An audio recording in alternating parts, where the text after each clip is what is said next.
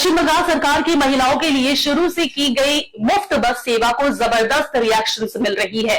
अब महिलाएं सिर्फ रोजमर्रा की सफर ही नहीं बल्कि पर्यटन स्थलों की यात्रा की भी प्लानिंग कर रही है। दीघा, बकखाली, दुर्गापुर, सिलीगुड़ी और दार्जिलिंग जैसे पर्यटन केंद्रों तक महिलाएं मुफ्त बस में सफर कर रही है और अपनी एक्सपीरियंस को शेयर की। इस योजना के तहत सरकारी बसों में किराया नहीं देना पड़ रहा है, जिससे यात्रियों में काफी उत्साह देखा जा रहा है। महिलाएं तो सबसे ज्यादा खुश नजर आ रही हैं। सबसे बड़ी बात यह है कि लंबी दूरी की बसों में भी यह सुविधा आपको बिल्कुल मुफ्त मिल रही है। आइए जानते हैं कि इस योजना का लाभ कैसे मिलेगा और आपको कौन कौन से दस्तावेज अपने साथ रखना जरूरी है।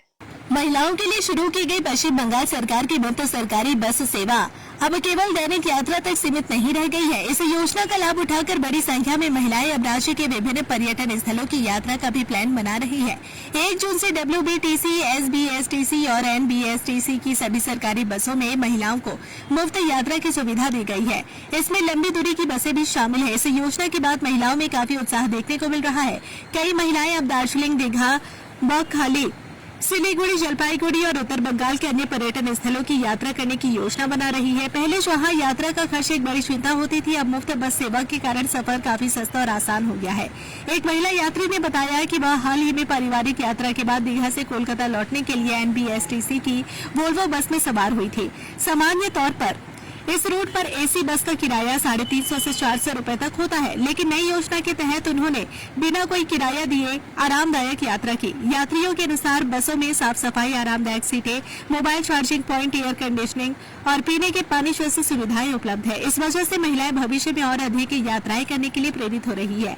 कई महिलाएं अब परिवार और दोस्तों के साथ दार्जिलिंग और उत्तर बंगाल घूमने का प्लान बना रही है। शुरुआत में कई लोगों को संदेह था कि क्या लंबी दूरी की बसों में भी मुफ्त यात्रा की सुविधा मिलेगी या नहीं, लेकिन पहचान पत्र दिखाकर बिना किराया टिकट मिलने के बाद यह भ्रम पूरी तरह दूर हो गया।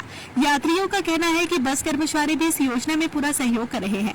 सरकार की ओर से भविष्य में इस योजना के लिए विशेष स्मार्ट कार्ड जारी किए जाएंगे। इसके लिए संबंधित BDO या SDO कार्यालय में आवेदन करना होगा। हालांकि जब तक स्मार्ट कार्ड व्यवस्था शुरू नहीं होती, तब तक महिलाएं किसी भी वैध सरकारी पहचान पत्र को दिखाकर मुफ्त यात्रा का लाभ उठा सकती है। आवेदन या पहचान के लिए Aadhaar card, voter card, PAN card, passport, driving licence, Ayushman Bharat card, छात्र छात्राओं का पहचान पत्र या सरकार द्वारा मान्यता प्राप्त कोई भी वैध फोटो ID स्वीकार किया जाएगा। हाल ही में पासपोर्ट साइज फोटो भी आवश्यक हो सकती है। कुल मिलाकर यह योजना महिलाओं के लिए बड़ी राहत साबित हो रही है। इससे न केवल यात्रा का खर्च कम हो रहा है, बल्कि महिलाएं अब अधिक स्वतंत्रता के साथ राज्य के विभिन्न हिस्सों की यात्रा और पर्यटन का आनंद भी ले पा रही है।